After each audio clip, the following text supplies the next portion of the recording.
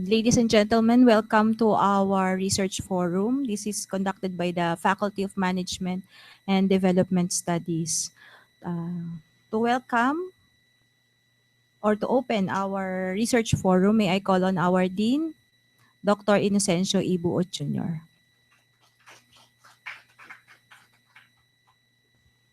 Thank you, Mai. And to our honored guest, si Doc Jinky.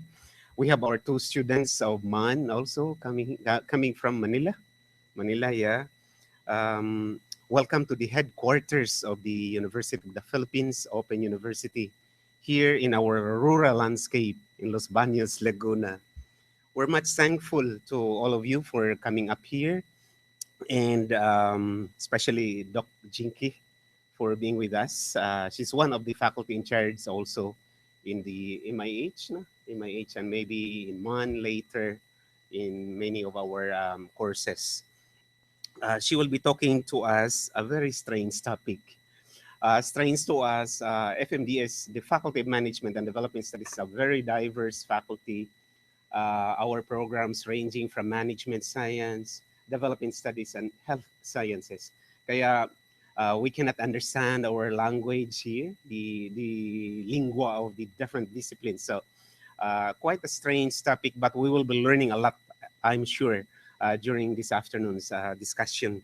So thank you so much, and I hope we all will be interacting after the talk of Dr. Jinky.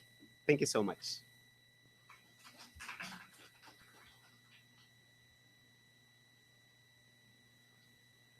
Thank you, Dean.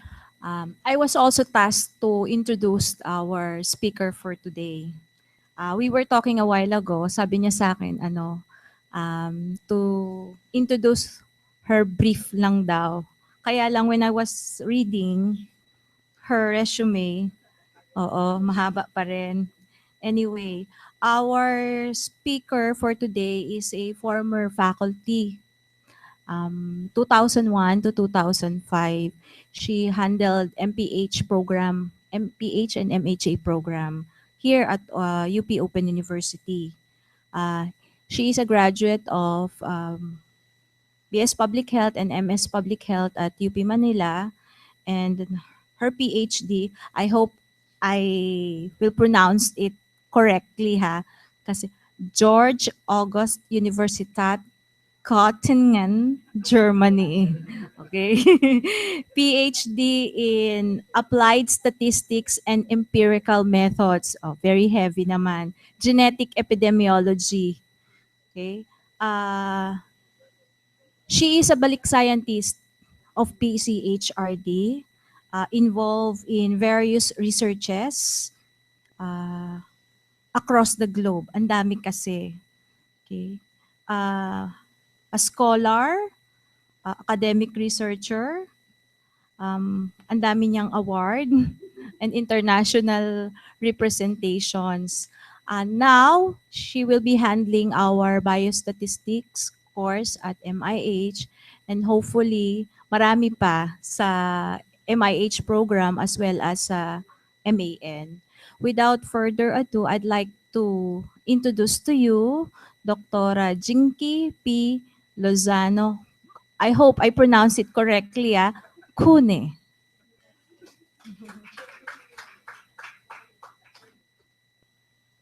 Thank you, Mai, for that very kind introduction. Sabi ko nga, very brief lang. Pwede namang one sentence lang. I'm a UP alumna. So thank you very much for the invitation. And thank you also for coming to learn about chronobiology and social jet lag this afternoon.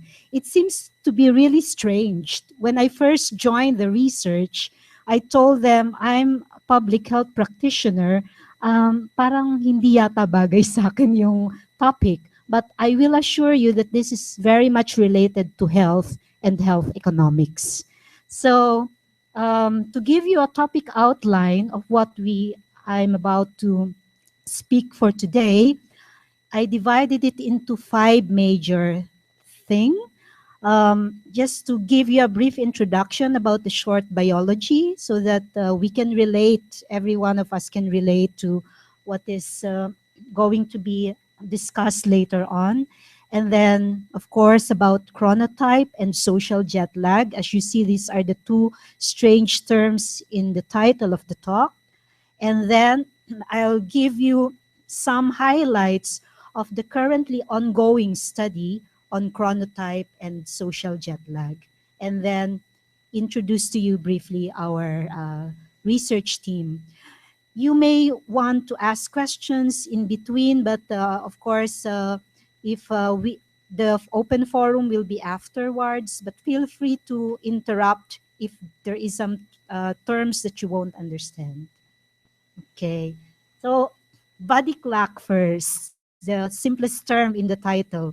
Sabi nila, no, parang, is it related to the Filipino time? Does it have something to do with Filipino time?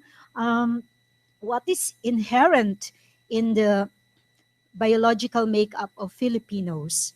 So, the body clock, imagine that it is a collection of several clocks.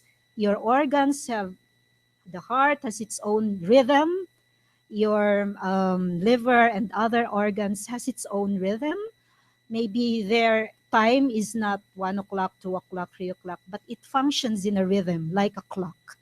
So imagine that all of this function all together, synchronizing um, and set pace by one master clock. So this master clock is actually controlled by the suprachiasmatic nucleus or SCN. Sa mga doctors and nurses, I'm sure this is not anymore a strange term to you.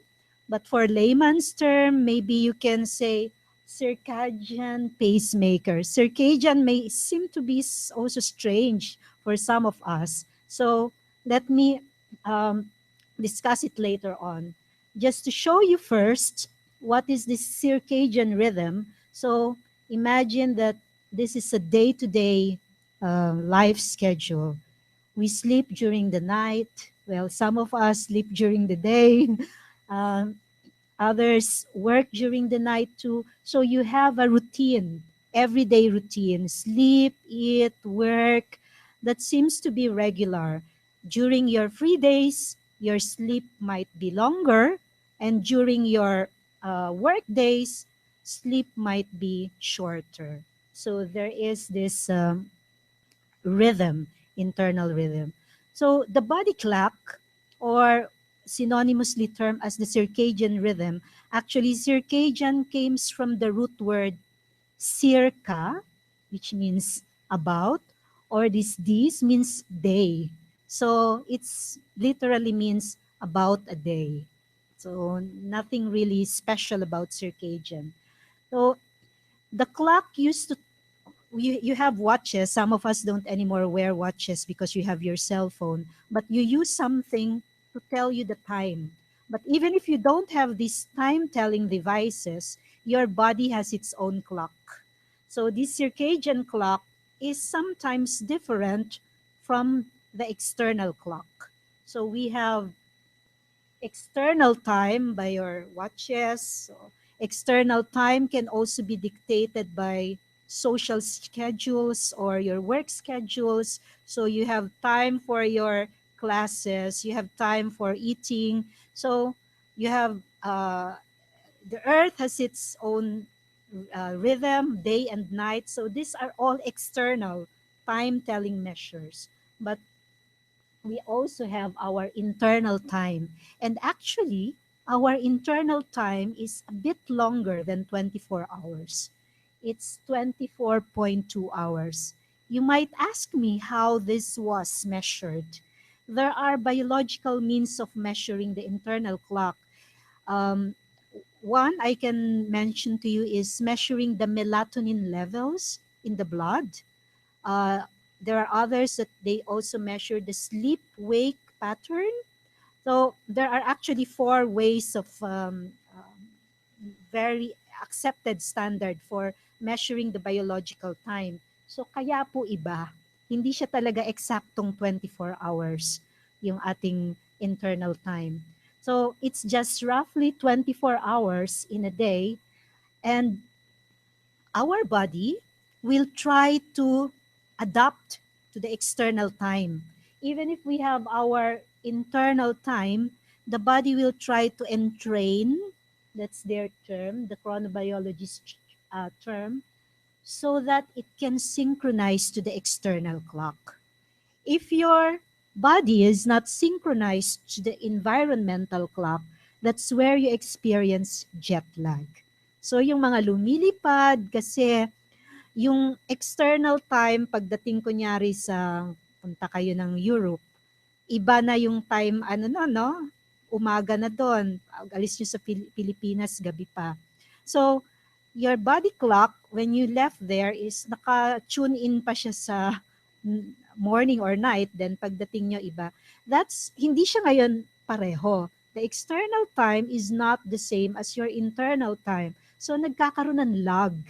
So, yung lag is not only due to the social jet lag is not just about jet lag when you fly by the airplane. You can also have jet lag if your work schedule is not synchronized with your body clock, um, or your social commitments is not synchronized with your habit. So, di ba meron sa atin hindi palagay kapag sobrang aga, tinatamad kapag masyadong maaga, di ba? So there are really some people who are not really morning people. I'm a night owl. So mas nakakapagtrabaho ako sa gabi. But the body will adjust, very adaptable. And this adjustment, this process of the body trying to adjust, they call it entrainment. So that's their term, entrainment.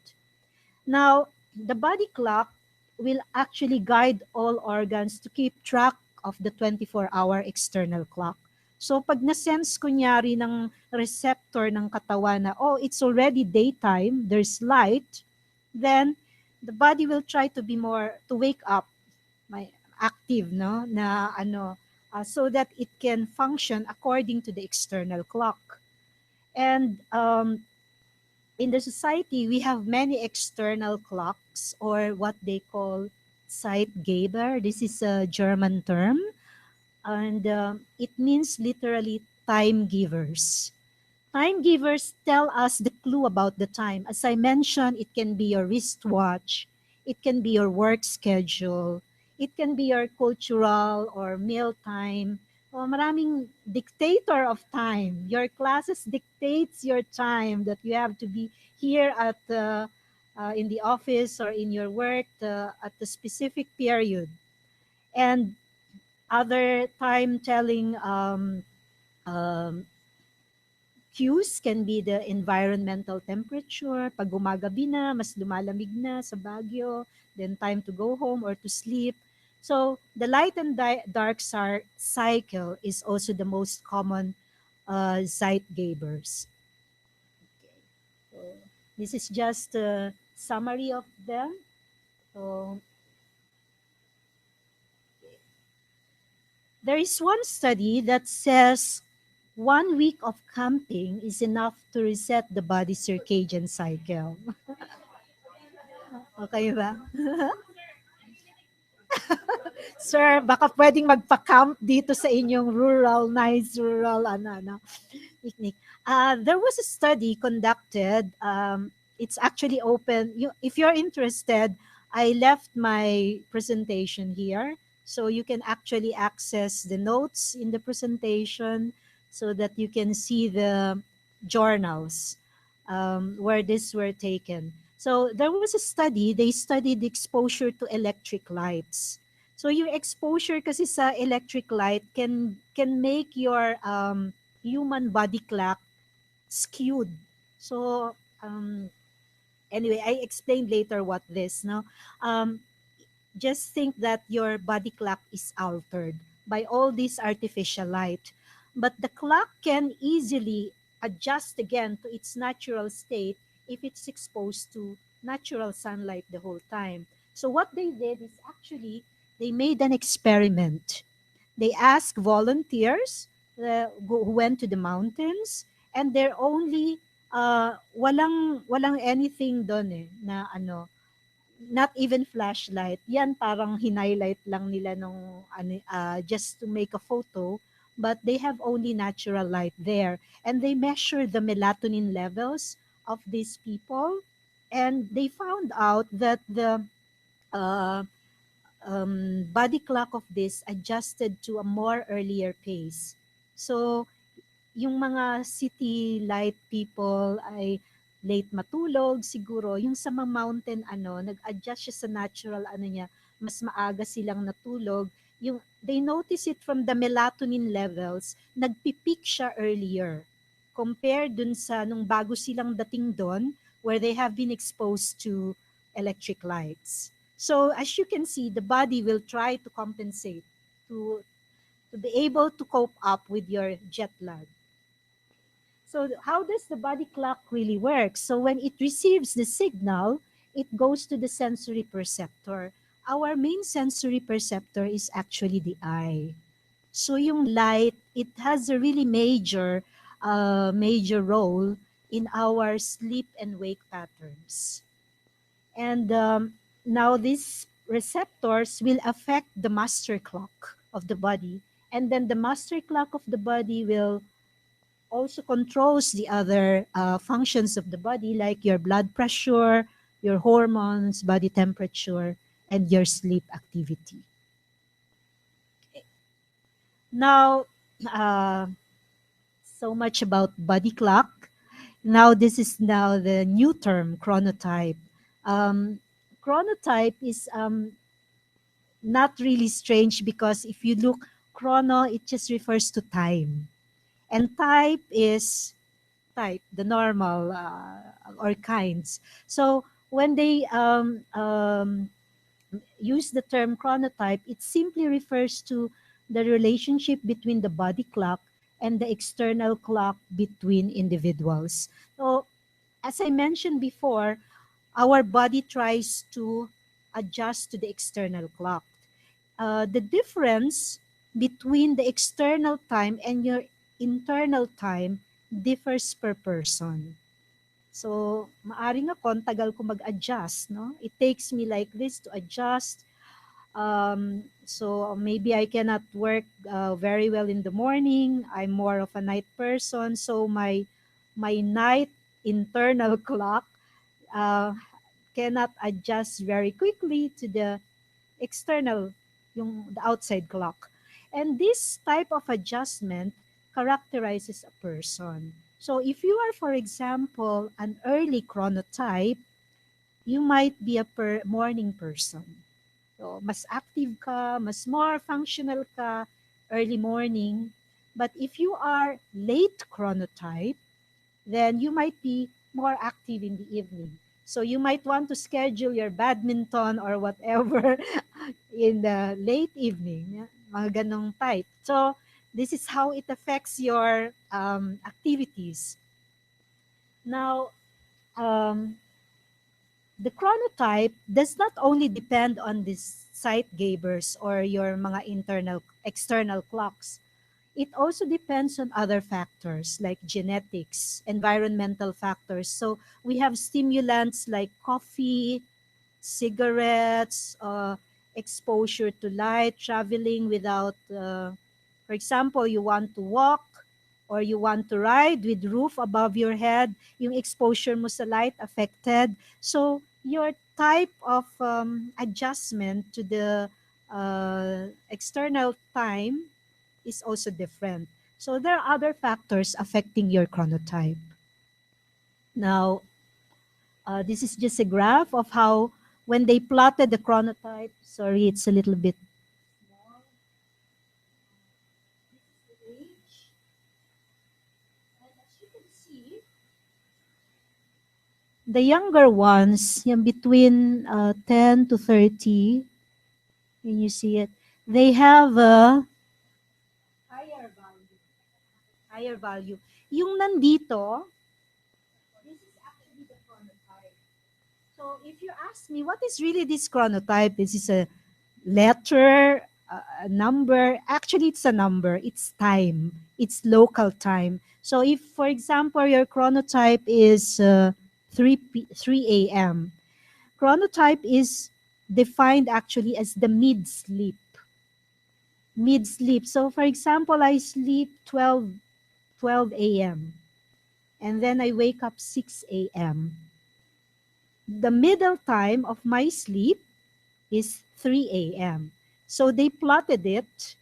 Yeah, tiningnan nila na. And they noticed that people of younger age tend to have a much late chronotype. So nasa 5 o'clock in the morning, 4 o'clock. So maybe you can roughly estimate your chronotype. Uh, baka, and by the way, the chronotype is independent of how long you sleep. Baka pala natutulog ka you start to sleep at 12, then you wake up at 4, then your chronotype is the middle of this, baka iba, no?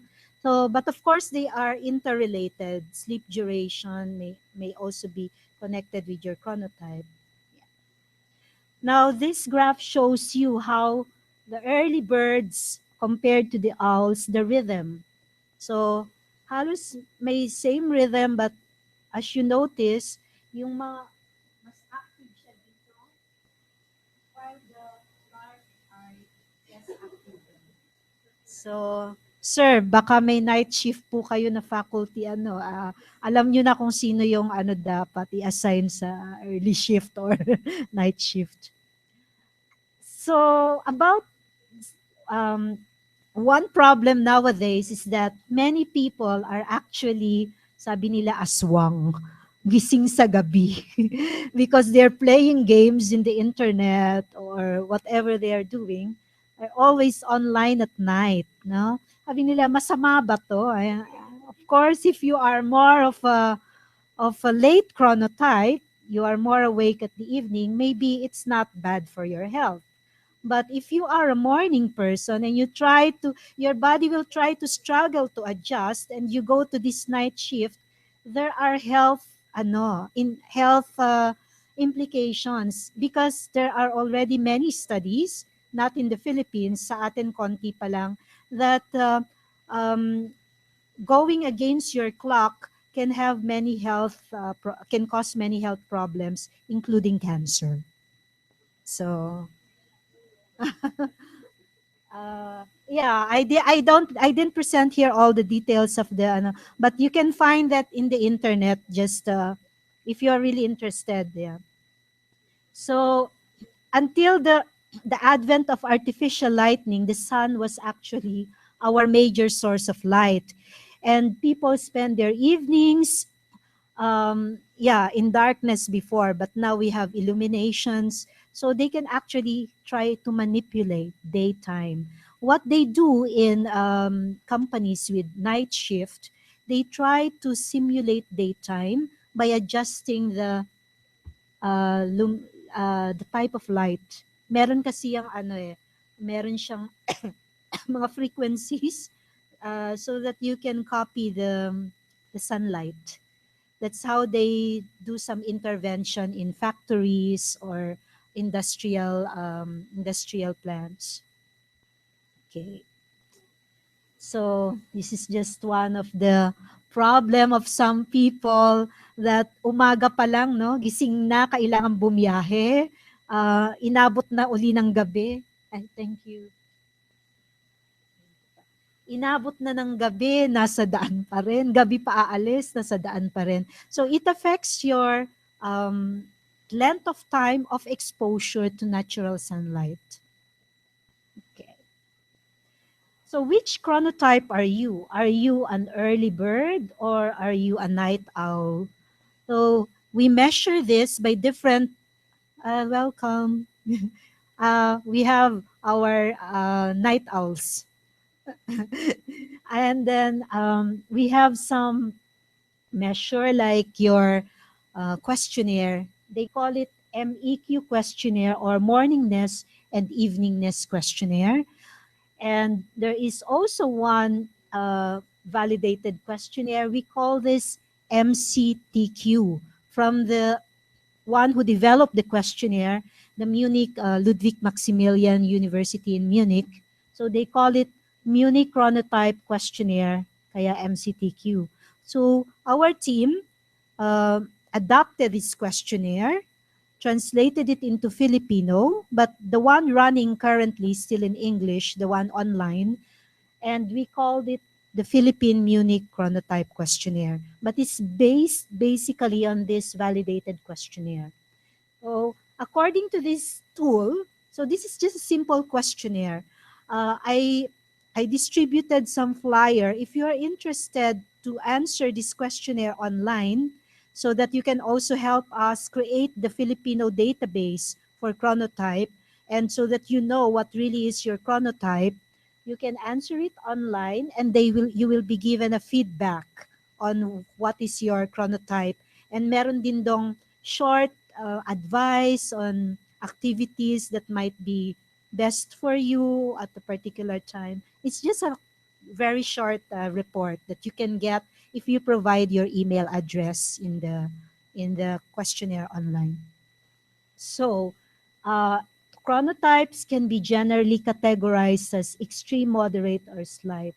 For the early type or for the late type, you can have slight, moderate, and extreme late chronotype.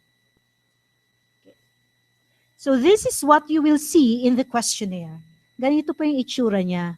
So you will just simply need to click and sometimes put numbers. What time do you wake up normally during your work days? How about if it is work-free days? What time do you usually wake up or go to sleep? Okay. So this mean sleep is actually adjusted on the free days and during the work days. So this can be actually validated by sleep logs, actimetry, and biochemical methods. But the questionnaire that we are using has been validated already in the European population. So we are the first group who will try to implement this kasi wala pang nag-i-implement nitong chronotype study. So this is what you will get actually when you answer the questionnaire. You will be given something like this in a graph, and it will show you an arrow where you are in this distribution. So this is a distribution of data that they gathered from the Munich Chronotype questionnaire. So it only means that from the population survey, here are the typical response that they get. So what can you see? So this is the early types. These are the late chronotypes. So those who are sleeping very late in the evening. These are the ones who wake up very early, and they were able to make this graph because they did a study of among Europeans, recruiting around 10,000 individuals. So if you answer the questionnaire, you will actually see where you are among this population. So this person who answered the questionnaire, nandito siya. So if the peak for this population is this one, so this particular person is more a late chronotype compared to the mean. If you remember your basic stat, this curve, di ba yung nasa gitna, yung nasa peak, yun yung average usually. So this particular person is a little bit off the average or off the peak. Compared to the usual population, medyo late siya. Late siya magising or late siya matulog. Ayan.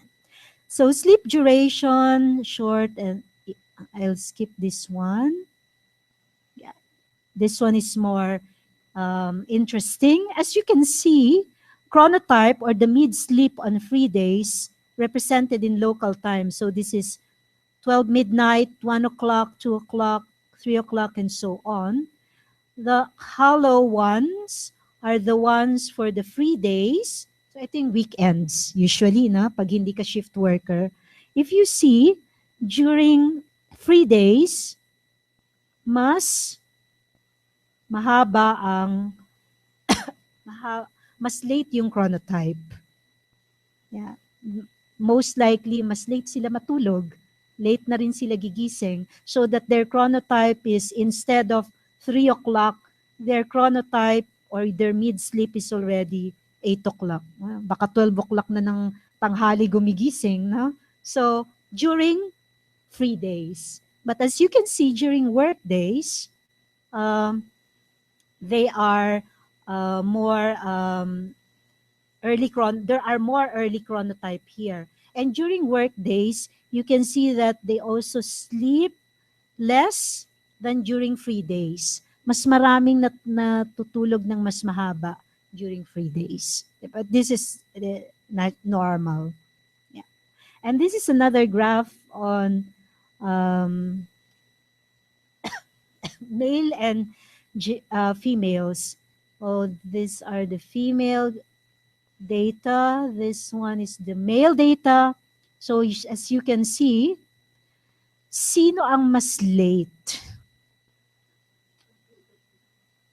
Yung mid-sleep ay mas late. Maaring late siya natulog, late or late siya gumising. Yung mga lalaki. Yeah. As you can see, no? Yung mga lalaki at yung mga lalaki na between 20 to 30. As you can see, as we grow old, we tend to wake up much earlier. Yung mga lolo-lola, no? Madaling araw pa lang gising na. So, it has something to do, they say, with age, not just sunlight. So, yeah, that's what they found out when they plotted this graph. So body clock and age, they say children generally have earlier chronotypes, so don't be surprised if the child cries in early morning and you still want to sleep. Your baby cries in the middle of the night and the parents are still sleeping. It's somehow inherent to younger age. And then when they go to the adolescent age, they become more late and then they go back again to early birds.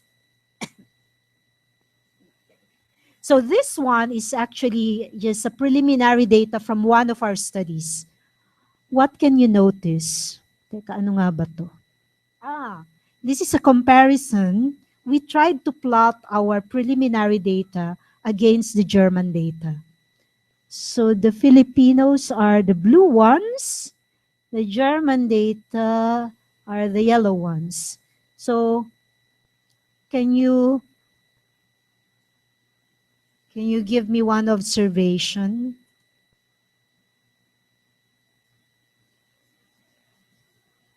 So these are just the numbers.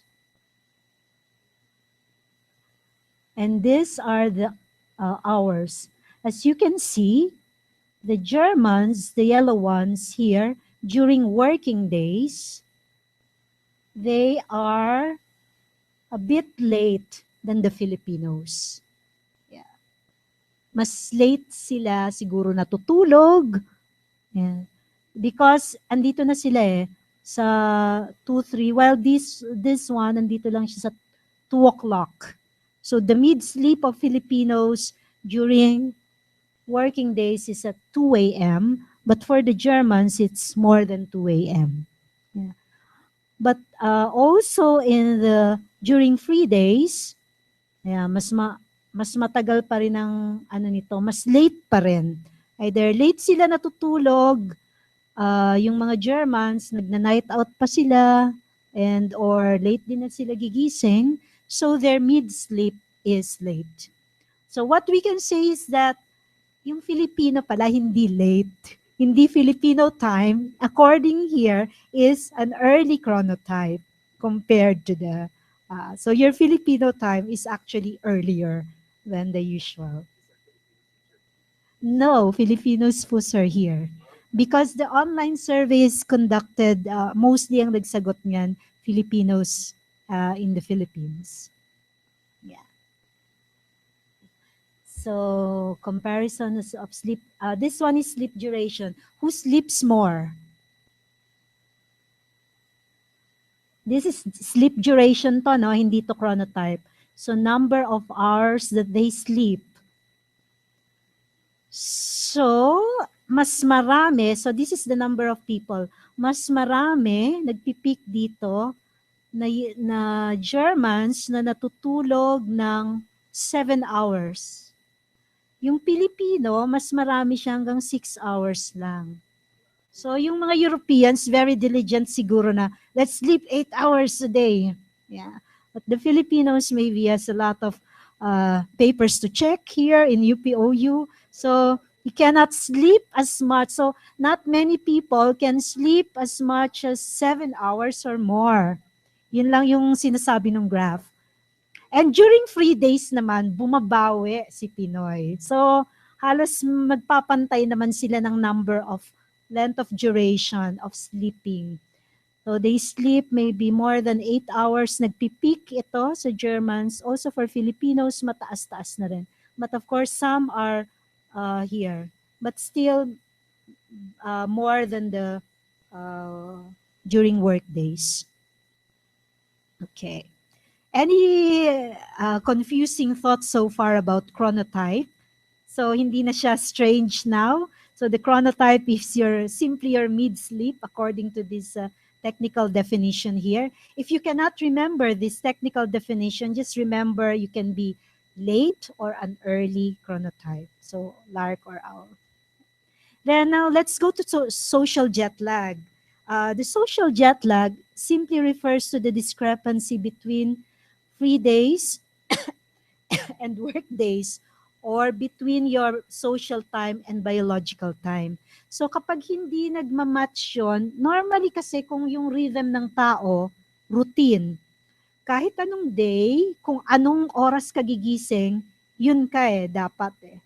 Yung animal, it functions. Thank you, Mia. It functions routinely. But of course, we cannot be routine the whole time. During work days, we have to wake up early and maybe also sleep late. So there is a lag on our natural habit of sleeping and waking. So this is what we call the social jet lag. Hindi lang siya yung jet lag with your airplane, but of course it is covered. If you go to travel for work using an airplane, automatically you will suffer from jet lag kasi hindi nagmamatch yung iyong internal clock and your external clock. So that's the only simple meaning of jet lag. Now, you can also calculate the jet lag using questionnaires like this. So one I mentioned to you is the more MCTQ questionnaire. And I want to show you here the difference, studies conducted on Filipino chronotype and social jet lag. But let me give you a quick history why our team actually focused on this particular study. How many of you have heard people studying chronotype? Have you heard chronotype before, about chronotype? So I'm sure wala, no? Ako rin, di ko siya narinig before eh. It actually started with the booming industry of the BPO, yung mga shift workers. So there are economists and there are people in the management of call centers who were very much concerned about their shift workers because of fast truncation and turnover. Parang hindi nakakatagal yung kanilang mga shift workers. What could it be? They get a lot of money, they get so much benefit like free food and stuff and etc. After they train them for 6 months, then these people will just leave them because they say they want to go. Some, they put a reason in their resignation, that health reason or whatever. But the management suspect also other things. So they want to know why. Yeah. Because in some studies, shift work has been already established to cause health problems, stress, and other things. So that's why when the BPO industry boom, medyo naging parang in yung studies on shift work. And there was one scientist in Munich who is studying the biological part aspect of chronobiology, which is, if you study this, of course, this is involved in shift working, who was able to get in contact with the Filipino scientist there. And then this Filipino scientist was able to recruit other volunteers to participate in the research. And he was able to get a Balik Scientist Award to be able to initiate the group to study, and the main beneficiary are actually the shift workers in the call centers. So yung mga initial output nito at the beginning was actually intended to benefit the shift workers, the big ones, kasi nasa I think 20 billion ang revenues ng or more, I think. No. Sorry about the figure. I'm not so sure. But yung proportion ng mga shift workers in the globally was reported to be 20% already. So not just in the Philippines, but also in other countries. So if 20% of your population becomes unhealthy because of the shift work, then you will incapacitate a big part of your earning population, and it affects the economy, of course. So it's an interrelated in your health economics, all of these things. So hindi lang siya just a simple research about chronotype and stuff. These are all interrelated into higher policies. That's why the company who are interested to collaborate with us wants to be able to use the result of the research so that they can improve their health programs. Baka kailangan nilang i-train or i-modify yung kanilang shifting schedule so that it would be more sort of human, or more, not maybe human is not the term, more adapted to the personality of the worker. So yun ang kanyang origin. That's why yung naging name ng group was Phil Shift. But it's not just studying shift work, it's also studying about chronotype and the health of the Filipino people. So what do we know actually currently about Filipino shift workers and their health?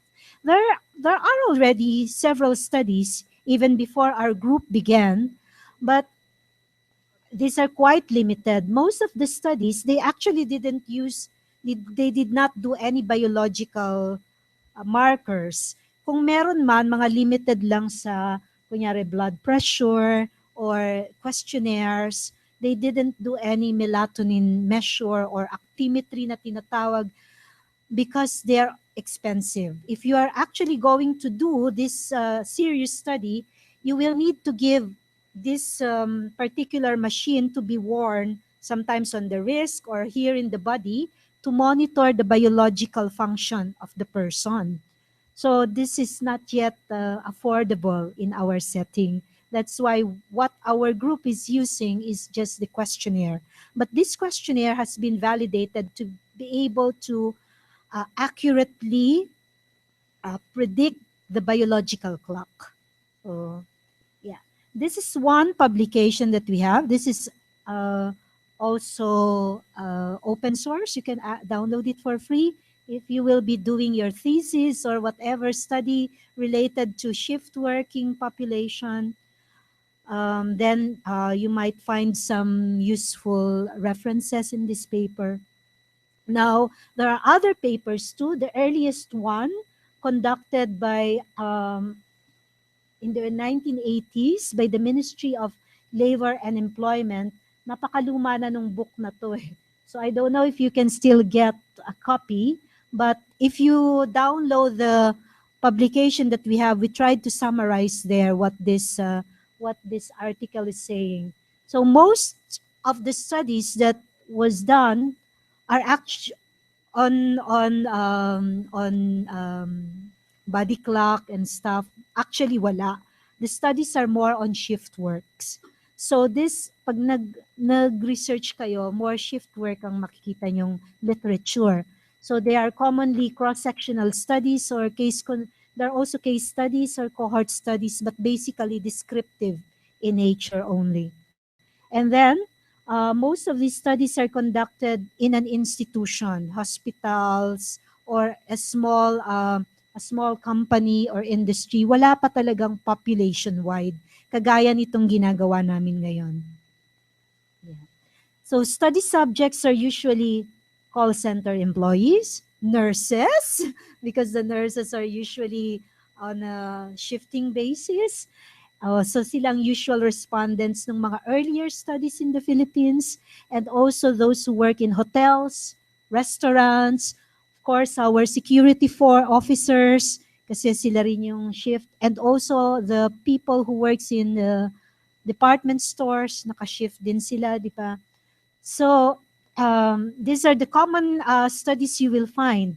And the methods that they use are usually survey questionnaire. Some were able to do face-to-face interview or focus group discussion, or there are a few who were able to make physiological measure, but limited to measuring heart rate, temperature.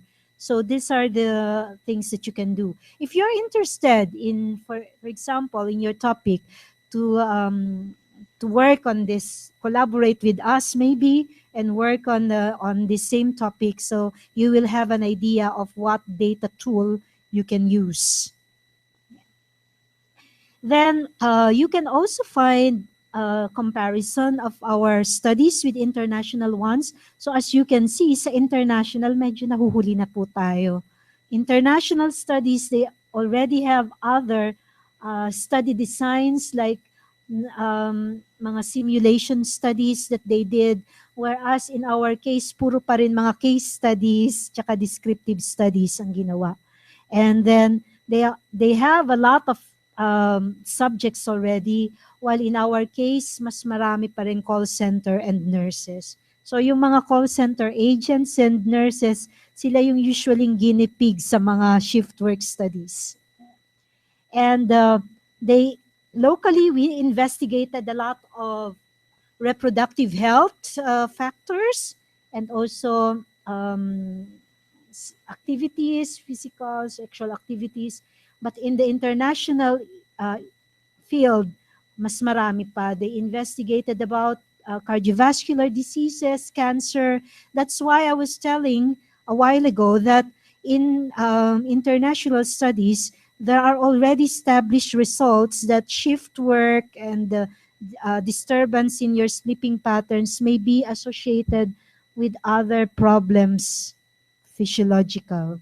So, yeah, pag na-stress ka, pwede kang ma-heart attack maybe. Okay. And so, the factors investigated locally are mostly demographic factors. They also looked into education and lifestyle. Meron ding tumingin sa job satisfaction. So, I cannot remember anymore the exact result, but they were saying that there are certain shifts that they are not satisfied with their job.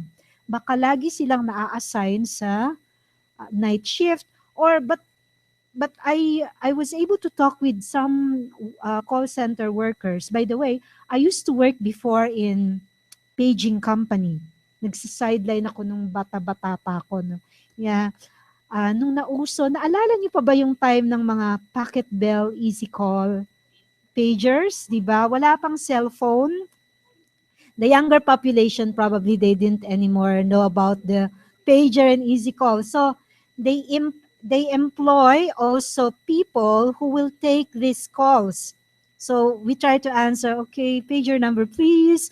May I have your message please, ma'am? And then you will need to type. So iba-ibang shift kami, no? Ta-type mo yung, usually yan mga doctors magdi-dictate ng result ng hematocrit, mga hemoglobin, they will dictate, and then you need to send it to the pager. So this is quite a stressful task because you need to be hearing, typing at the same time. You need to be quick. And then gabi pa, no? Antok-antok ka na. And some people actually, they want to remain in a permanent shift. So kung umaga daw, mas mabuti pang umaga na lang the whole time. Kung gabi, gabi na lang the whole time because they have difficulty when it comes to the changing of shift. So umaga ka, sasanay ka nang natutulog ng gabi, tapos bigla kang ililipat, yung first 2 weeks of adjustment is really terrible for them. So for companies, they might want not to make it very abruptly, yung pag-change ng shift. Imbis na gagawin mong first shift, then third shift agad, dahan-dahanin mo nang baka gusto mo muna siyang igitna para hindi naman nabibigla yung body clock in adjusting. So these are some measures they employ so that the health will not suffer. Yeah. So you can now relate this chronotype and things with health, no? Now, of course, again, with the contact center workers or call center workers and health, they also looked into the diet and also their habits, smoking and drinking, and they also found out that among these workers, maybe stress or whatever, peer pressure, some of them are actually tried to be involved in drugs or abusive substances. We put it here because some medications can affect your internal clock, biological clock. Baka gising ka the whole time if you take this happy pills, you know? Hindi ka nakakatulog. You're always happy the whole time and awake. And they also look into leisure activities. Well, this UP population study actually contained a lot of things. And other studies, they also look into relationship and sexual activities because these factors might also be affected. If you are a night person, your activities will also be night. So, mas gusto mo sigurong nanonood ng sine sa gabi or nagbabar hopping. So, your lifestyle is different. And if your lifestyle is different, of course, your health, maybe health habits is also different. So, they are all interconnected. Kaya kung tatanungin nyo, ba't pinagkakalkal nila yung mga tanong na yon, they are interconnected. So, shift work affects sleep soundness and also duration, as noted by this study in 2011. And many call center agents has complaints in the eyes, musculoskeletal problems, and other disorders. Maybe yung cough and voice is due to talking. Yeah. But other things we don't know, maybe it's due to the shift itself. So these are the most common complaints. So other health concerns that came up with these different studies, yung mga ergonomic risk factors, ayan, nagsilabasa na. So if you are working in shift in the evening, lagi kang nakaupo, hindi ka naman makalabas to get sunlight, hindi ka rin, kahit man pwede kang lumabas, mag-break, gabi na, wala ka naman pupuntahan, no?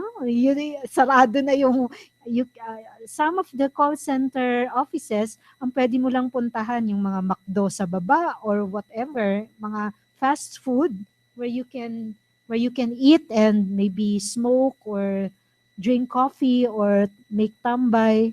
Yeah, so they suffer stress, irritability, insomnia, and other things. So among women, this study was able to note that shift work is also a risk factor, occupational risk factor. So many health problems, I'm just quickly mentioning it, also in nutrition, it can be affected. Yeah, and also your, what's this one, mutation, occupational diseases, and this one I mentioned before, job satisfaction. But even though there are already several that studied shift work, hindi pa rin sapat yung mga nasa literature. Nobody studied really the body clock. Walang nag-aral pa. That's why we are trying to push through this study and recruiting as many as participants as we can get. So this this seminar is actually my kawang gawa for my UP research team, so that I can help them recruit the participants and increase awareness about the chronotype and health, not only among our students and the call center agents, but also among faculties and other people who will be able to hear about this seminar. So these are the many things that we still need to study. Okay. Any questions so far? Yeah. Pag may naalala kayo later, then I can entertain all questions later on. So this is just a summary that there is a big gap still for those who are studying here and has not yet thought about their topic, or maybe if you are teaching here and you have students who are at a loss for what to study, maybe you can do management, management in the office, on how they manage the people, assigning tasks to whatever rotation of shift. You might be interested to deal with this. I just want to emphasize here that the study of the body clock and the factors affecting is not just limited to this questionnaire. There are other things involved. Also the biological part, you need to go to the field. You can also do laboratory studies. These are all incorporated into one. So there are many aspects of studying the biological clock according to this framework. Now, just to give us a little bit hope na meron na po tayo din nagawa kahit konti. So this research group actually started in 2009. So we are almost 6 years, running 7 already. So this is one of our first article with the chronotype already and social jet lag, which we published last year. So this is just based on around 800 respondents. So we had an online survey which runs 24/7 in your internet. You can also access it, and here of course in UPOU I will give the address. And this survey, this is the initial result of the survey among respondents who answered the questionnaire from 2010 to 2012. So initially we had 1,157, but because of some invalid answers, kasi it's online, we cannot check immediately what they answered. So some replies are not valid, so they get dropped off from our database. In the end, we only have 851. So if you can also contribute to the responses, then we'd be thankful to include you in our database. Anyway, it is anonymous. If you want to receive a report about your chronotype, you can simply provide your preferred email address where we can forward this reply to you. So 25% of the participants were unfortunately excluded. So this is our result, which you can see in the published paper. These are not shift workers, by the way. These are common people. Anybody, so if we are conducting conferences or seminars anywhere, we try to flash our announcement, and sometimes we administer face-to-face questionnaire administration. We give them paper, and most of them replied online. So this is the distribution. What can we see from here? So if you can see, the peak or the chronotype of most of the Filipino respondents is between this one, 2 o'clock and 4 o'clock. Maybe 3 o'clock na to siguro. 3 o'clock. So this is not a negative time. It's just 2 hours before midnight. Yeah. Kasi for the purpose of graphing lang yon. The blue one is the male chronotype. The red is the female. So what can we see in the graph? The peak of the blue one is more to the right.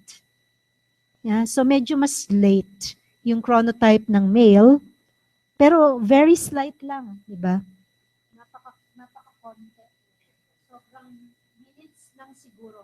Minutes lang yung difference. Maybe it's not significant. Anyway. Okay. So we tried to also look at this one is the publication of Professor Till Ronneberg. So this is what he got with the European population. If you look, it's almost the same, na? Pareho yung pattern, pag ganun din siya, bell na medyo marami dito ng konti. And then there's also a tail here, a few here. But if you will notice, so dito, 4 to 5, between 4 and 5, nagpipeak. So ibig sabihin, mas marami ditong tao na ang chronotype niya between 4 and 5. Whereas for Filipinos, many of us are here between 3 and 4. So the Filipino time is a more advanced time, not late. So you shouldn't be late. Okay. Chronotype and age. So we plotted, this is only the description of our respondents. Most of those who replied to our questionnaire is 23 years old and plus or minus 8. So we need more respondents. Mga bata pa. Ito siguro yung mga, kasi ang ano po yan, nangyari niyan, yung mga estudyante namin, at yung mga yung iba mga postgraduate na ang mga unang mga guinea pigs na nagsagot ng questionnaire. So sila yung mga nauna diyan. Okay, earlier chronotypes were noted in the older age groups, which is the usual observation we see in other studies. So here, as one grows older, mas nagiging early yung chronotype niya. So this is early chronotype, late chronotype. So the older you get, the earlier your chronotype is. So, now, how about the profile of our respondents in terms of location? So the survey looked among respondents in Metro Manila, not just Metro Manila, I'm sorry, Metro City, Cebu City, Manila City, Cebu City, Davao City. So Manila here includes not just Manila City, but the whole of Metro Manila. And then the rest, kasi may mga nagsisagot from Pampanga, Zamboanga, Laguna. So we cannot really classify them in one separate group because there's not enough respondents. Baka dalawa lang ang sumagot from Pampanga. So what we did is make a big classification called non-metro city. Yeah.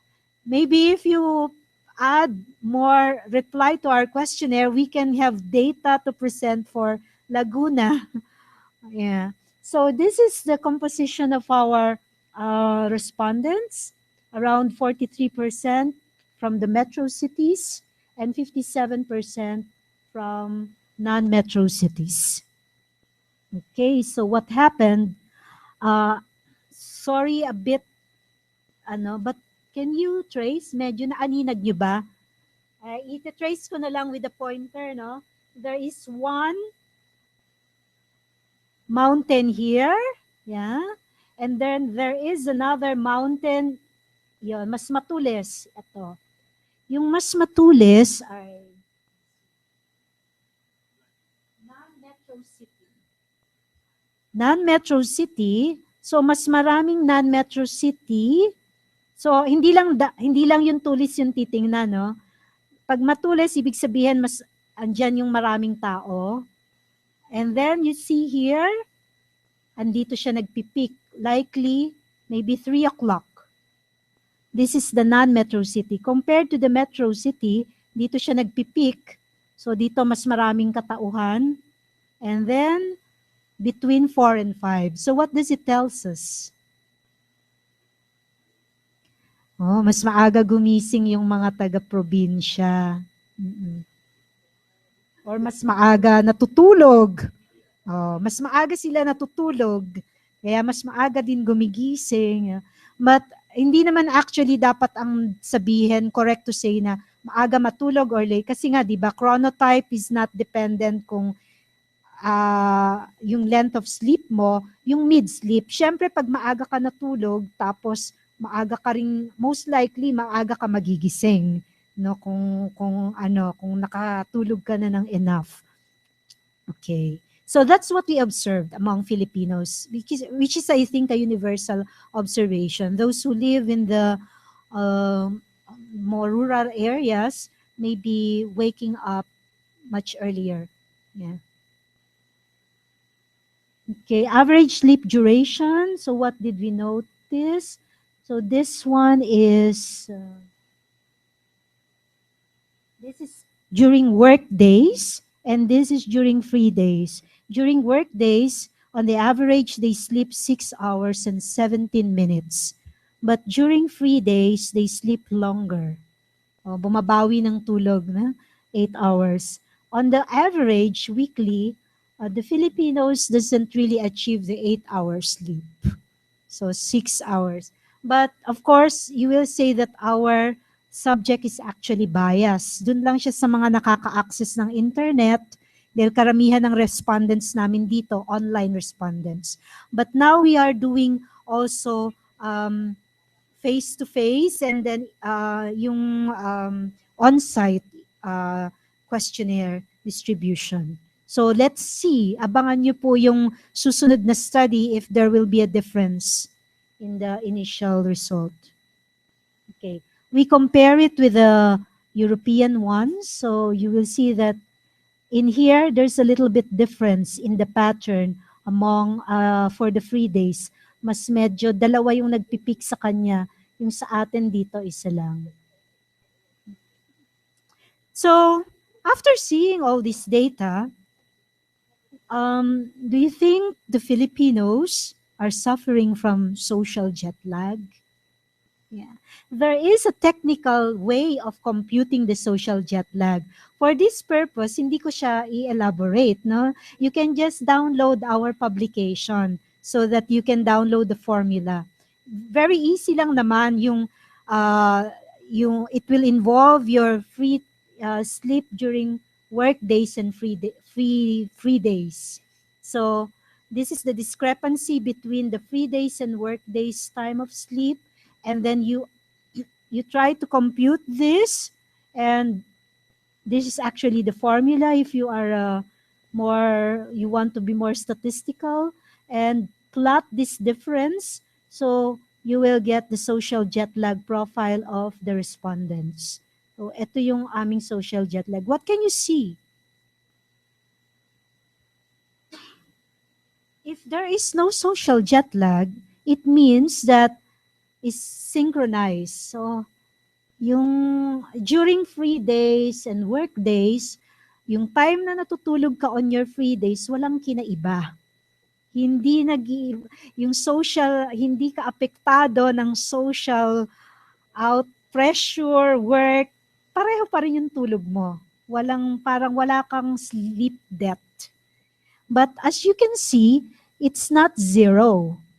So there is a lag in sleep. So the Filipinos, like many other individuals in the world, also suffer social jet lag. So you don't need to fly to experience the social jet lag. Many of us actually experience it. Some of us maybe every day. Yeah. So, but of course, hindi siguro sobrang drastic yung lag, baka half an hour, 1 hour, so that you are not too sleep deprived, that your body can cope up with it. Okay, so social jet lag, we also looked at the correlation between chronotype. So yung mga early birds, ang social jet lag niya, hindi gaano, no? Pero yung mga late chronotype, ang na-observe naming pattern ay medyo mataas yung social jet lag. Kasi siguro yung late, yung mid-sleep. sila yung mas ano yung trabaho, hindi synchronize sa kanilang natural routine. So kapag medyo late sleeper ka na ano, baka meron kang yung type of work mo or type of activities mo hindi in accordance with your usual natural body activities. So that's what we noticed here. And we also plotted the social jet lag chronotype with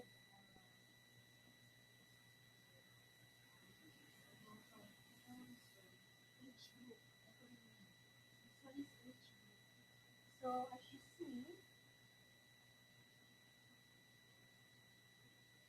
the younger you are, the more jet lag. Yeah. Many things to do, social pressure, work pressure. Yung mga retired, they don't care about the time. They can, their work days or free days, walang lag. They, walang discrepancy sa kanilang biological clock and ano. Okay. So, it's just the same. These are one of the few slides I made. So, malapit na po tayong matapos. We looked into the stimulants. As I mentioned, there are also other factors affecting your chronotype and your social jet lag. So, we asked questions about do you drink beer, wine, liquor, coffee? So don't be surprised if it's asked in the questionnaire. We don't want to pry about your habits, but these are stimulants that might affect your chronotype that we want to also look into. So as you can see, dito sinamarize ko na, I'm sorry, maliit yung figures. But in summary, most of those who consume stimulants like beer, wine, stuff, coffee, they are of late chronotype. Yeah. Pag inom ka siguro ng inom ng kape, hindi ka makakatulog ng maaga or short baka. Then kung di ka makatulog ng maaga, kailangan mo rin gumising agad ng ano, most likely late yung mid-sleep mo, no? And then the BMI of those BMI, those considered underweight sleep significantly longer than the normal. So yung pag overweight daw, mas matagal matulog. Baka kasi yung baka naman yung underweight sobrahan ng exercise, hindi na natutulog, nag-exercise ng or lagi na siyang gising. Okay. Metro cities dwellers generally consume more stimulants and have higher BMI. Okay. So, but these are preliminary results that it might change kapag meron na kaming more data. So, spend time indoors and outdoors. We also looked into it. Kasi nga, as I mentioned, your exposure to the light might affect also your chronotype. So, some they have more exposure to light, others not, kasi lagi lang silang nasa office. So it varies also. Here you can see that, look at this one, mean travel time to work from work. Here it's 40, totoo ba to? 40 minutes lang daw. Ayan, on the average. Travel time to and from work. So without the outliers, yan. Meron kasi yung mga iba nagsagot, travel time daw nila 2 days. Sabi ko, ay hindi na natulog. Kasi merong mga data kasi na na yung work nito ni sir, pala siya, yung naka-assign siya dito sa Manila, ang nagbabantay siya ng warehouse. So magtatrapo, uwi siya ng family niya. Yung work talaga niya ay lingguhan. So yung travel time, syempre sinagot nga naman niya, ang travel time niya 2 days. No? So may mga outliers. So we separated some things, almost 2 days kasi yung iba na sinagot. So we separated it. So we got 42 minutes. Yeah. So outdoors, we also ask them, and these are the things that we saw. During work days, 130 minutes on the average. Free days, not so much different, 123. Okay. So, in summary, what we did in this chronotype and social jet lag survey gave us this following summary.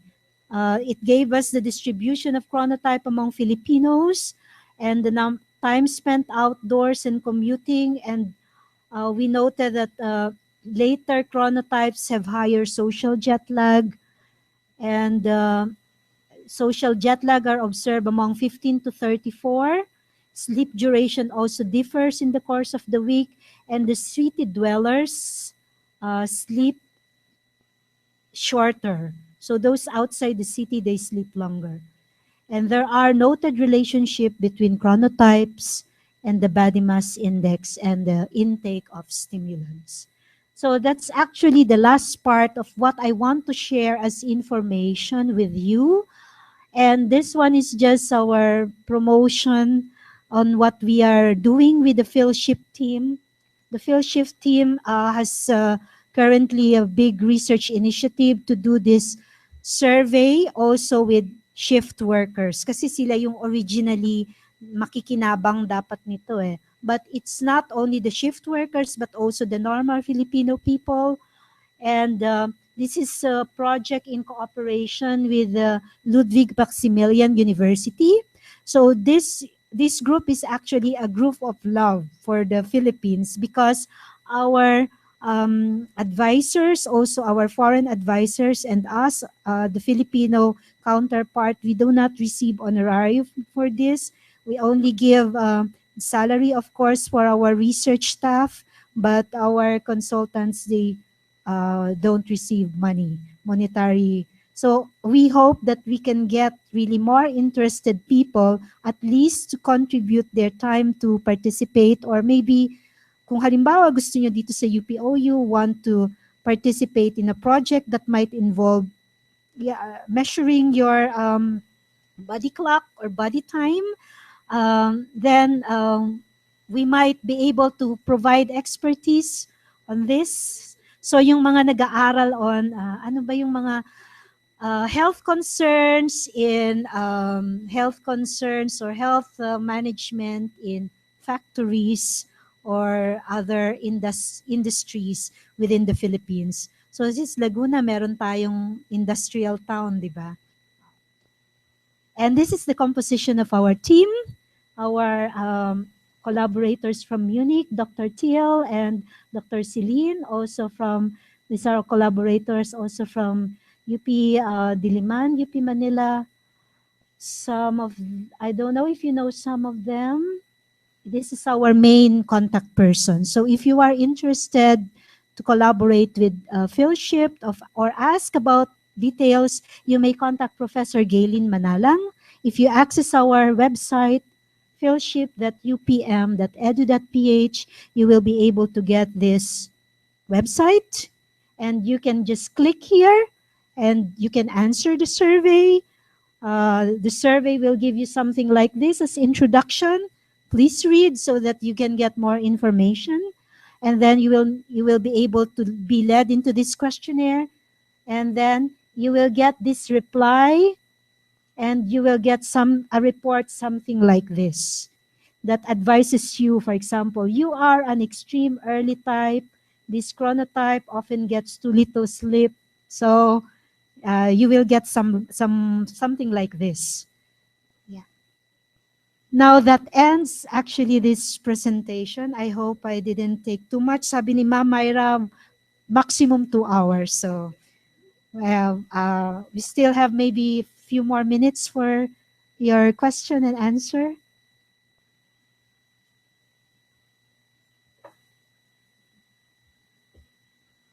Thank you very much, Doc Jinky.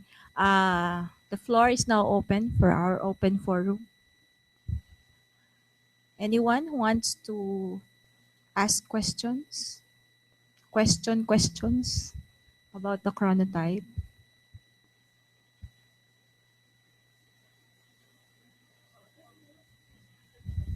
Kindly approach po yun. And not really a question, but I was thinking of the online community of UPI.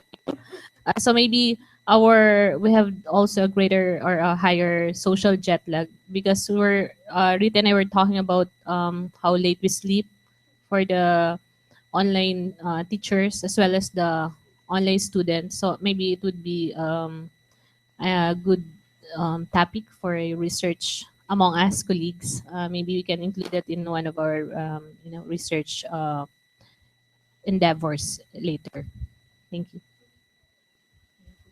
Yes, we were actually initially talking, Mai and I, about the um, timing for synchronous discussion in on OU. So what actually I mentioned to her that kawawa naman yung mga ibang tutors actually, because for example in UK where I attended the online course teaching, so the training is for us online tutors to be able to handle properly our students, and the student of that course are much varied compared to UPOU. Mas marami pang Filipinos and Asian participants. In our case, merong kaming mga participants from Canada, Singapore, and totally diverse time ano to time frame yung ano nila. So what the tutor actually did is to create 3 sessions. Meron siyang yung night shift, mid shift, and morning shift. Yeah. So because we have students who can only go online, maybe because of work, they can only go online in the evening. Or some, they can only go online at that time because in Canada, it's evening dawn. So siya, nagtatlong shift siya. So to be able to accommodate the students. So yun po yung mangyayari.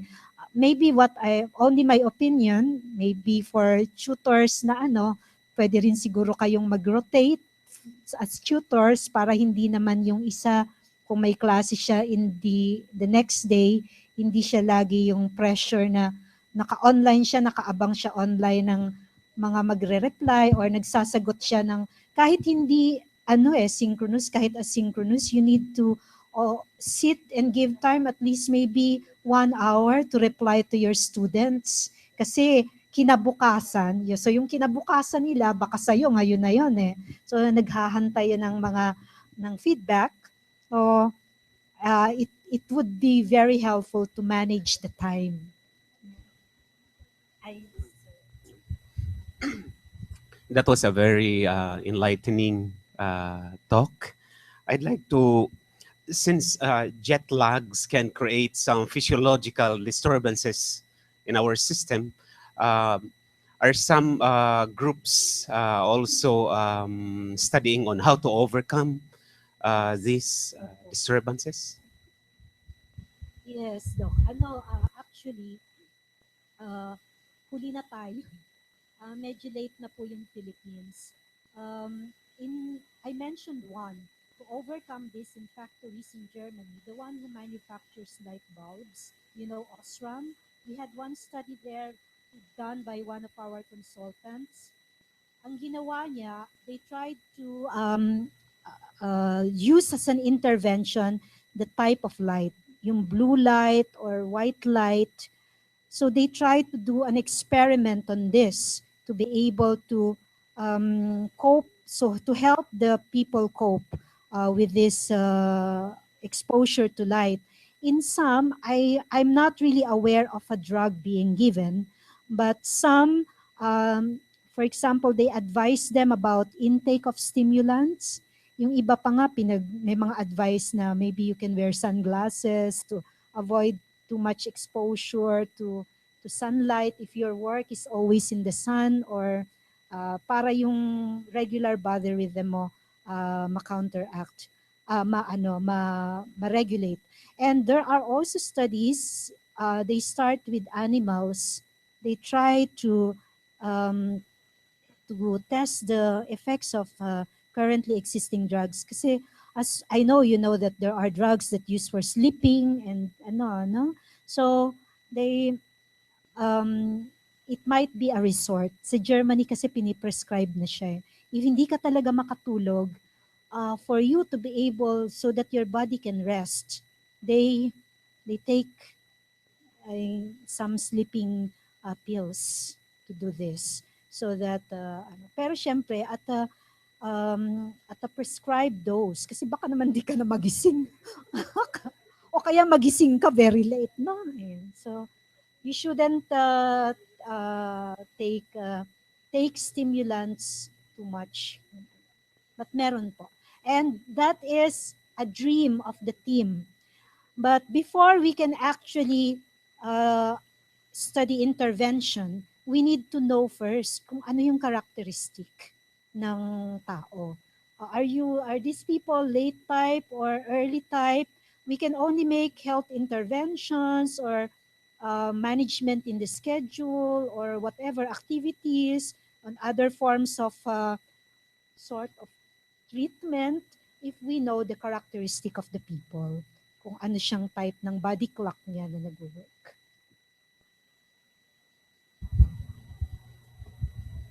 Any more question? Okay.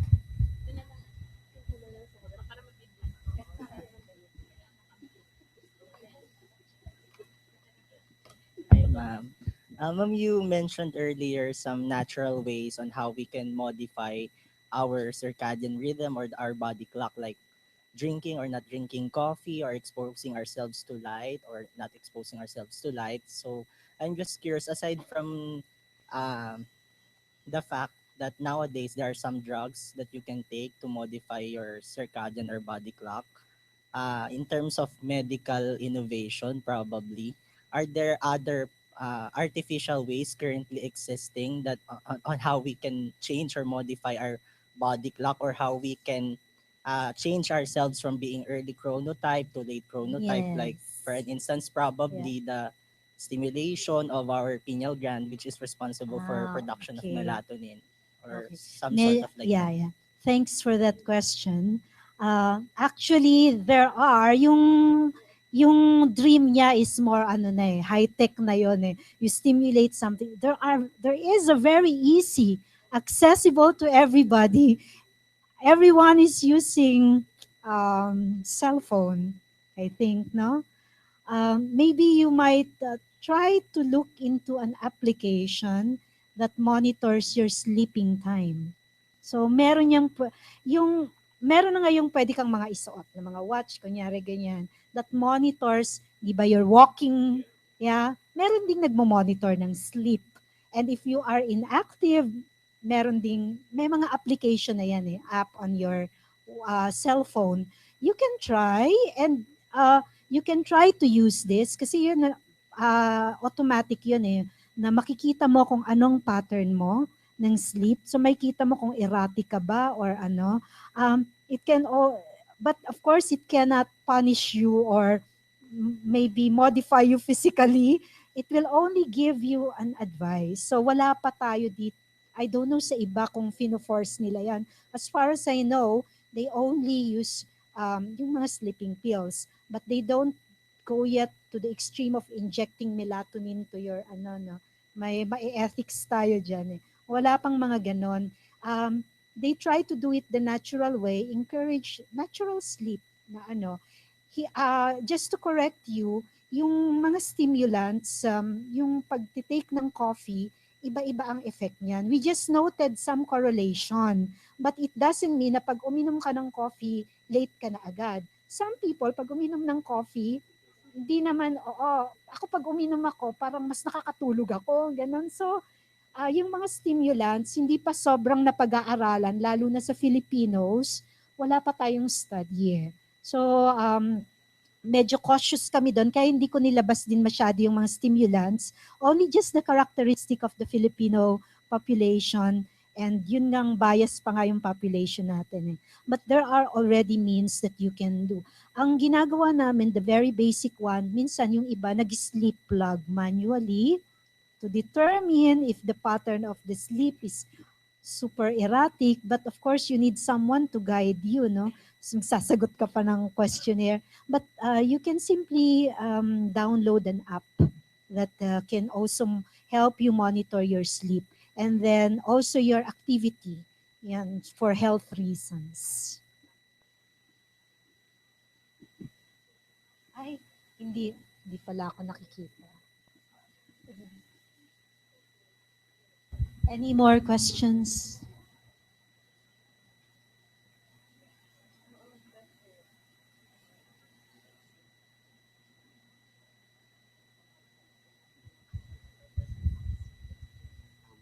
In terms of management, because some companies are yung nag-reshuffling ng schedule of their work, or sometimes they're assigned to other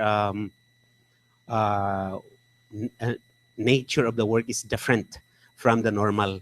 So, or they are transferred to other geographic locations from time to time.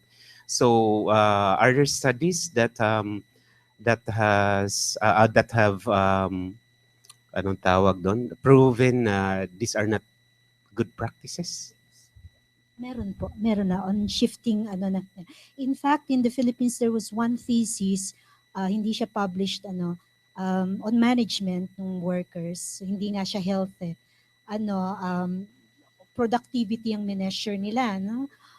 So they tried to find the best shifting schedule so that mas marami yung produce. Whatever they are, I don't know if it's packing or repacking, or they measure the terms of error, kasi kunyari may mga reject products na napoproduce. So one management student studied this para malaman niya kung anong type ng reshuffling ang ginagawa. In some companies, when you change schedule, they try to adopt a flexi time para kunyari hindi nahihirapan yung person na gumising sobrang lalo na pag yung change ng no. So they give them enough leeway so that makaka-adjust siya dun sa slowly sa time nung schedule ng work. So sa Germany po sliding schedule karamihan ng mga kasi kunyari kung halimbawa you really need to work late at some point, so kailangang hindi naman masyadong mabigla yung katawan, so you can work a little bit late next kung flexi sched ka naman, you won't be tagged late. But of course we cannot do it if yung kunyari customer service na may exact time na nandun ka, but what they do, they try to slowly yung assignment ng person. Ang ini-slide nila yung assignment ng people. But meron ng mga study.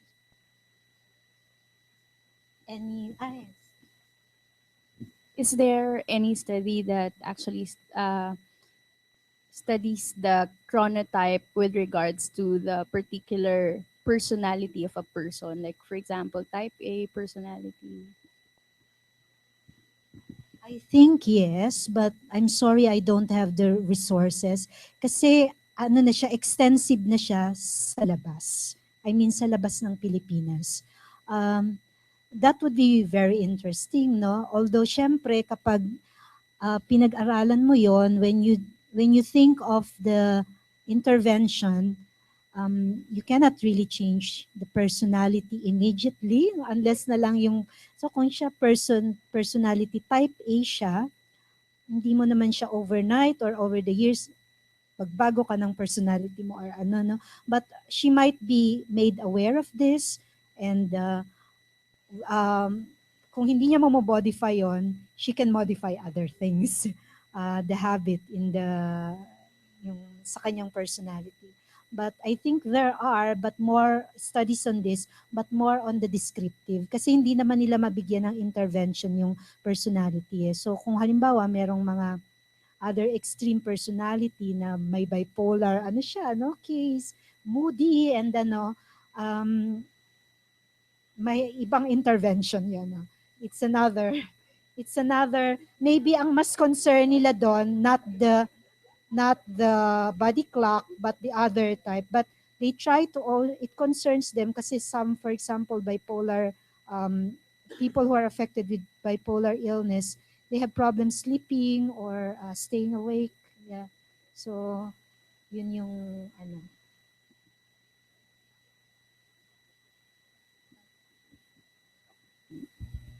Any more questions? I think this is a realization also ng mga sa HR, wala si Sir Mike Lagaya. I observed that during activities, especially sa FMDS lalo pag may activity, yung aming mga staff, they print our mga materials hanggang minsan nagrereklamo, nakikita ko sa FB, hanggang madaling araw. Yung sliding schedule, the HR should be considerate also na pwedeng pumasok ng late na walang minus ng pay, di ba? Ah, di ba? Yes, oo. Kasi it affects emotionally, syempre yung finances, di ba? That's the most important one. And also, yung kanilang attitude dun sa nakaka-apekto talaga. Yung iba nasimangot na, di ba?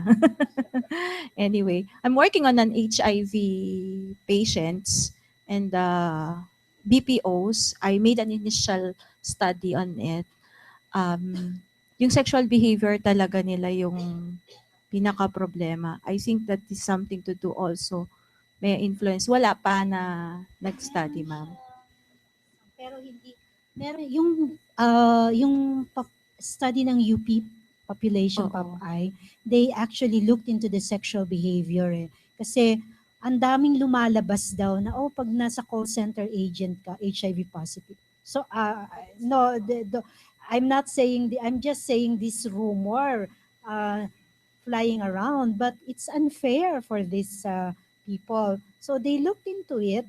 Parang lumalabas lang kasi na parang sort of may risk kasi yung mga na-interview nila, syempre yung lifestyle nila ganito sa gabi and but there's really no specific talaga significant data na okay pag ka call Sexually center wild ka. agent ka.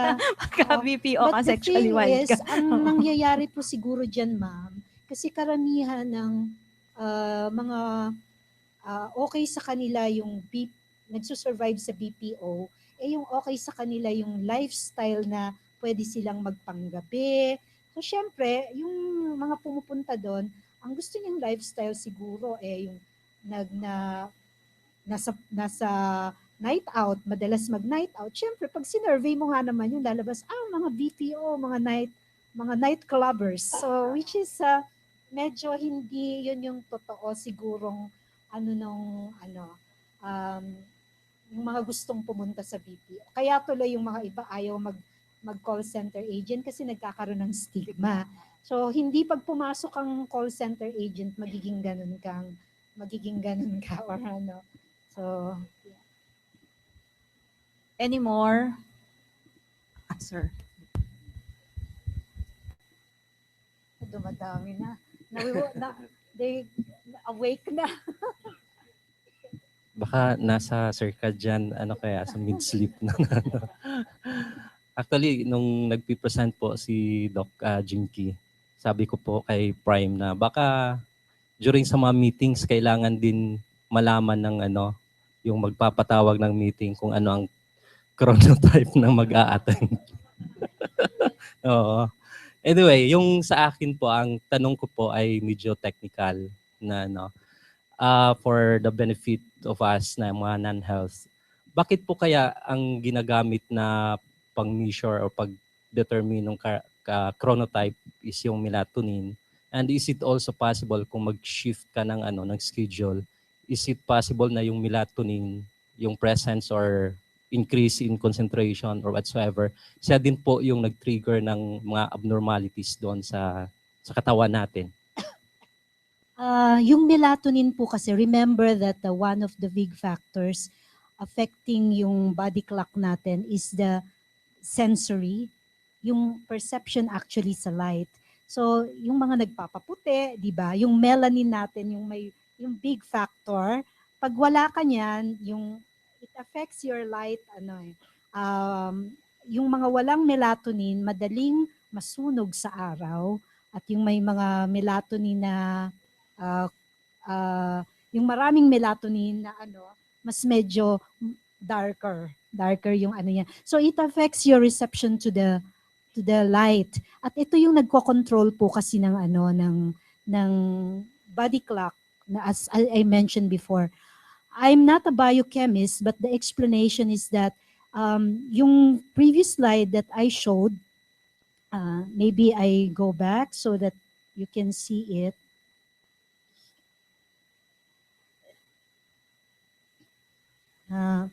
The previous, sorry, delay, medyo nasa unahan siya. Ayun. Yung signal na papasok sa tao, so this one, the signal will be perceived by the eye and goes to this. Ang naapektuhan niya itong mga ito. Yung melatonin, yung isa sa pinakamadaling ma-measure din. Kasi,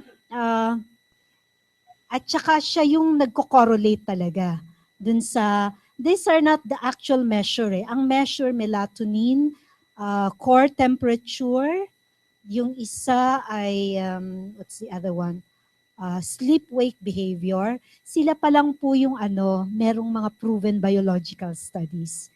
So that's the answer I can give why it was melatonin too. That was, in addition to that it has something to do with the light, yung perception sa light ng sensory niya. So yun din kaya lang hindi naman din natin magamit yon actually. Kasi mahirap mag-extract ng blood. So it's so very difficult to do biological studies para dito. That's why our study focuses on the questionnaire. So yun po yung answer din sa first part ng question. Ano na nga po yung focus yung isang question niya? Bakit? Kasi if we would have a change, for example, in the circadian rhythm ng body, you mentioned na may health implications ito. So yung tanong ko, if it is because of the presence or absence of this melatonin. It affects po in some ways. Kasi yung iba, ginagawa nga nila silang to help them sleep actually sa lab. They try to increase the melatonin levels. Yon. Pero, hindi siya ginagawang routine intervention. Hindi siya parang gamot po. But it might affect your health, of course. Kasi siya yung nagko-control . So, kung erratic yung, like any other components of our body, kapag nasobrahan ka ng sugar, kapag nasobrahan ka ng melatonin, it might have an effect on your body. So, kapag si melatonin mo, erratic siya na yung nako-confuse yung katawan, yung mga cells. So, si cells, imbis na natutulog siya, gawa pa siya ng gawa, Instead of sleeping to regenerate its energy, it becomes super active, it doesn't sleep anymore. So it becomes tired and wasted. So yun po ang isang possible explanation. But in itself, na si melatonin dahil sa melatonin biglang nagkaroon ng cancer, hindi po directly. Hindi siya directly. But it has something to do with the processes.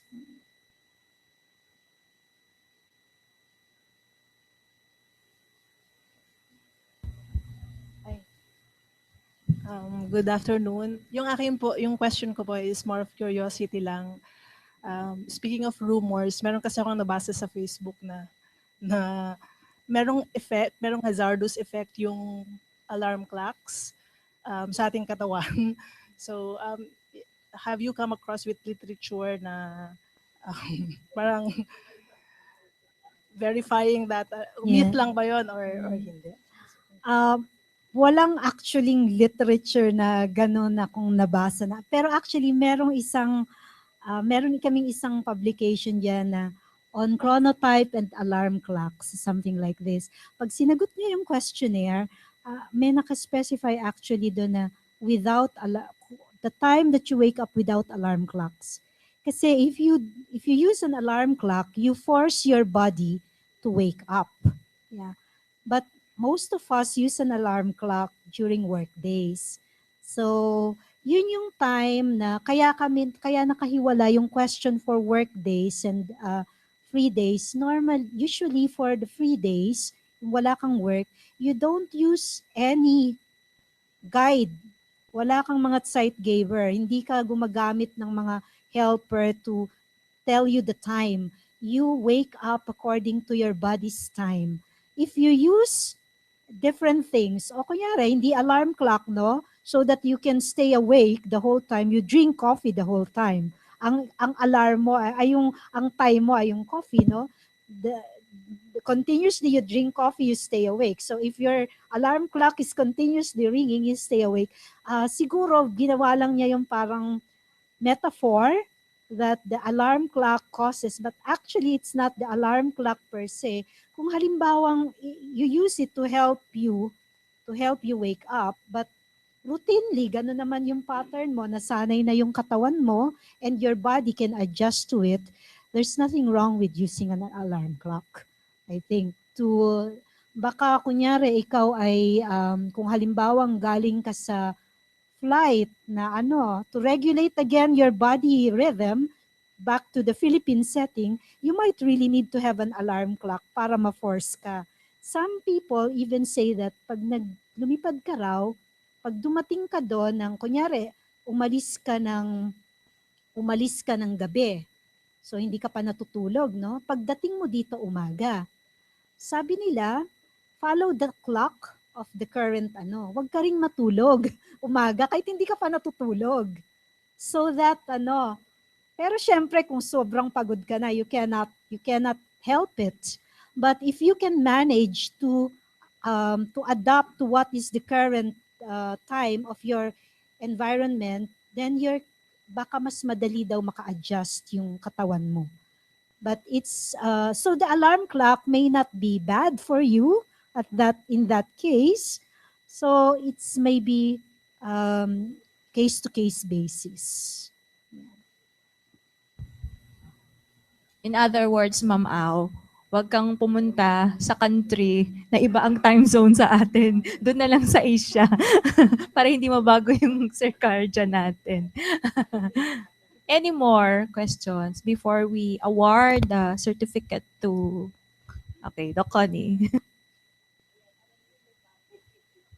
Last question. Yung question ko has something to do with people who are always on shifts, not only the ones in the BPOs, especially nurses and doctors who have to make these decisions about life and death decisions regarding their patients. So, meron bang study about what would be yung shifting, let's say, of nurses? Like if you go to Singapore, their shifts are different from the shifts of nurses here in the Philippines. Are there studies that would say which would be the best shift, even for doctors? Sa Philippines po, I am not aware of any study that concludes the best shift for nurses and doctors. I only got hold of one paper, but it's not in the medical field. I think it's in the industry. And I think it might vary. Kasi po yung shifting sa Germany iba eh. It also has to do with the length of light that they have. So pag summertime, mahaba yung time nila. Pag winter time, iba rin. So yung shifting nila, hindi kagaya sa atin na may night shift na iba yung hati. So kung meron mang gagawa ng study dito para sa atin, kung ang application is for Filipinos, they need to have Filipino subjects. And here in the Philippines, because the situation might be different, your sight givers or the factors that influences your chronotype might be different. Parang ang pinaka-principle lang doon, you try to do the shift, to match the shift with the chronotype of your nurses. So, maybe there are nurses na ma-observe ninyo na hindi talaga kayang mag-night shift. Meron po akong mga kilalang ganyan, nahihilo. So, hindi siya hindi siya pwede talagang nakiusap siya na i-day shift siya. So siguro for that reason, pinayagan siya ng ano. Maybe it has something to do with her biological clock, or maybe it has something to do related to the biological clock or her activities at home. Baka pag umaga, sobrang busy sa baby na maliit, talagang hindi makatrabaho na sa gabi. So they try to accommodate this.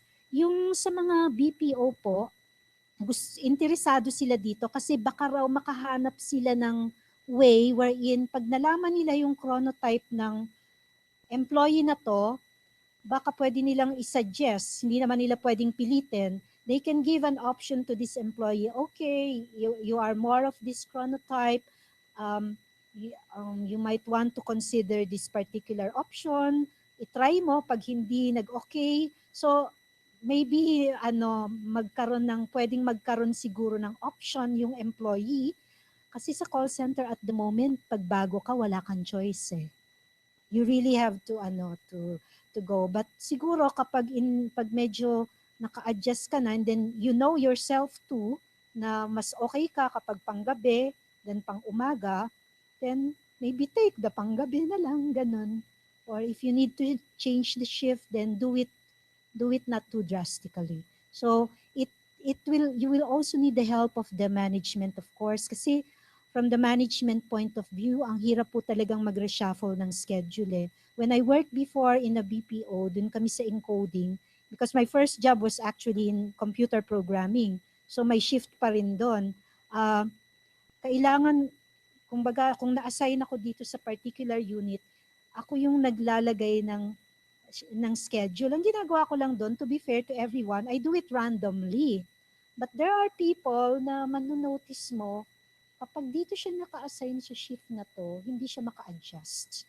Yun. So baka in that case, management might want to talk to this person and offer an option na baka mas productive siya dun sa mid-shift or another shift. Or baka pwede yung baguhin yung slide ng shift, imbis na 6 to 10, baka 7 to ay mas maganda. So, you will need to still study it. Kaya talagang pinupush namin yung more people to study the chronotype. Siya sa yung mga questionnaires upon accepting your job. Siguro po, opo, ganon. Pwede para kung halimbawa alam niya talaga may evaluate ng kung halimbawa ito but of course medyo magkakaroon sila doon ng issue siguro sa discrimination eh. But the thing they can give it as an option, but I don't know kung anong perception ng mga management pagdating sa Say baka mag-aklas naman yung union. Oo. Kasi yung iba baka sabihin, you cannot use our chronotype as a criteria for accepting us or ano. Sa ibang bansa po kasi, you don't even need to tell your age because you might be accused of not because of the age reasons. Ganun. Any more questions? If you have more questions, you can email our research team or of course me. Yeah. Okay, we will entertain one more question before we award the certificate to Dr. Jinky. Curious ka tuloy. Habi mo, ayaw mo magtanong, Alex. Na-curious lang ako, ma'am. Parang considering what you just said earlier, in your personal point of view po, not just considering the results or findings of studies would you highly recommend that people should learn first their chronotypes or the employer should learn first their chronotype and adapt their chronotypes in the kind of work or shift that they will be employed? And follow-up question, ma'am, parang are you currently having this kind of advocacy or are you planning to embark your organization to promote this advocacy so that there will be more productive employees or the outputs of employment will be better? So for the first question, if I want to encourage everyone to know their chronotype, yes. Para yang know thyself. You not just in chronotype, syempre. Kung alam mo yung capabilities mo, yung characteristic mo, the more that you will be able to find the suited pattern for you, the suited activities for you, maybe the best job for you. So it would be helpful. Of course, you won't die if you won't know your chronotype. But it might be good to know na kunyari, puyat ka pala ng puyat na hindi ka nag puproduce more. Baka iba pa lang dapat na work for you. So but if you're okay with your routine, it's not really a big loss if you don't know. But I would recommend that you try to know it kasi in the future, lalo na for nurses, para malaman mo kung what would be the best shift pag pinapili ka ng shift. And the other one, are we doing it as an advocacy? The answer is also yes. We are doing this as an advocacy. As I mentioned, we were very much concerned about health in the BPO industry because of this increasing proportion of BPO workers. Tapos nga yung mga andaming lumalabas na mga reports na ang bilis ng turnover sa BPO, daming nagko-complain ng mga companies na how can we solve this to keep our people, they seem not to be happy, not just with the pay. So maybe if they are happy with their schedule or they're happy with their work routines, they are not too much stressed, then they can stay healthy and stay longer with the company because not only the company loses money for training them, it's the person also loses time, opportunity, and also, of course, the health will suffer. So in our case, it's also more of an advocacy. So actually, this project is supported by PCHRD, part of their research priority endeavor. It was approved in 2014 for a research. Kaya kami nakakapag-conduct.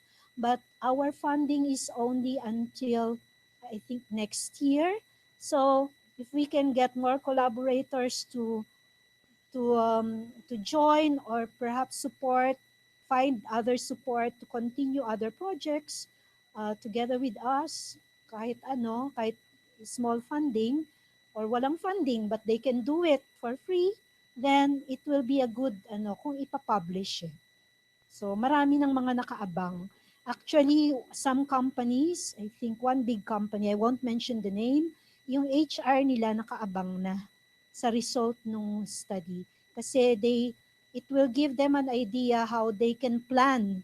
So ikaw kung alam mo na siyempre yung characteristic mo, chronotype mo, it might help you plan in some other things. So there is a use. And it won't take 1 hour to answer the questionnaire. Maybe 15 minutes. Depende kung gaano kakabilis magbasa or mag-type. Okay.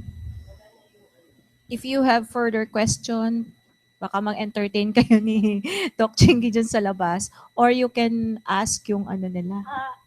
If you go to our webpage, nandun po lahat ng mga email namin. And of course, you can also email me in my UPOU address. Na nandun naman ma'am sa natin. jinky.lozano@upou.edu.ph. My first name and my Filipino name. Wala na yung true name. jinky.lozano@upou.edu. All right.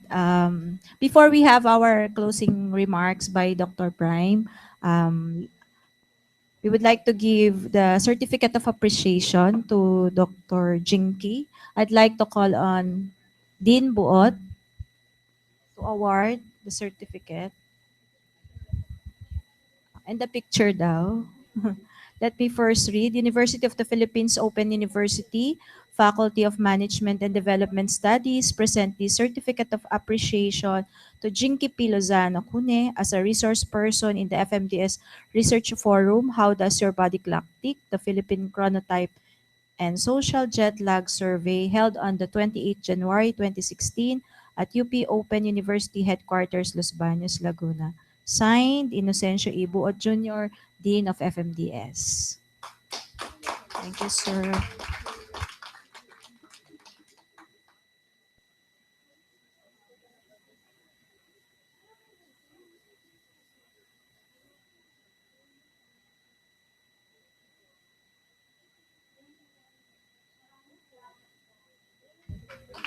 Thank you, Doc Zinky.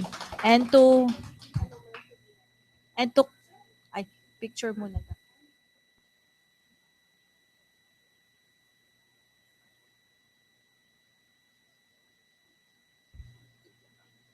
And to close our research forum, I'd like to call in Dr. Prime, our chair for research committee. Research and publication. Um, First of all, I would like to thank our speaker for today, Dr. Jinky Kune. Is that right? Ano po ang nationality ng CUNY? Yeah, German. It was a very interesting present. Heard about this RPC. I was thinking of sleep depravity and things like those, but it turned out to be more than that. And this is very relevant for UPOU considering that we have an online community as mentioned by Joanne. Joan sana ang sasabihin ko eh. By Joanne. And yung ating pagiging online, it's very flexible. But at the same time, it is also, it's a boon and a bane to our bodies, di ba? Meron tayong health toll. An example of this would be myself, mukhang puyat. Nakatulog na nga ako sa exhibit yesterday, di balisan doon sa sofa. So at the same time, we also have a program for the business processing sector.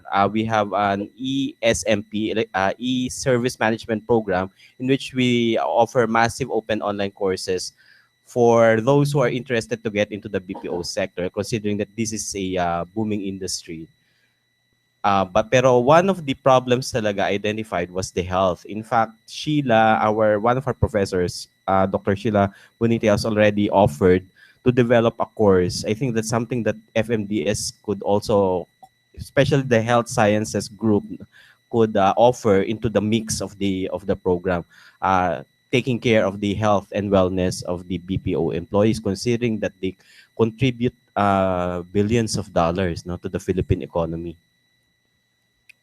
Now, the topic of chronotype and social jet lag also has a lot of implications. While she was discussing, parang ang daming researchable areas that are coming to my mind that are not just into the physiological aspects of sleep, no? As a topic as mundane as sleep could have a lot of social, political, and economic implications. No, it has implications not only on health and wellness, but also on organizational design, organizational productivity, and then at the macro level in terms of how we design our transport systems, di ba? Kaya nga maagang nagigising eh. Kasi they have to be up early so that they can take the MRT, no?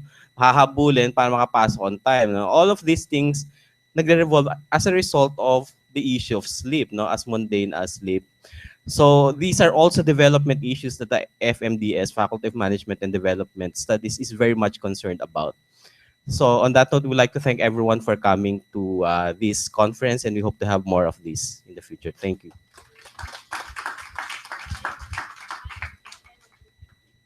Thank you, everyone.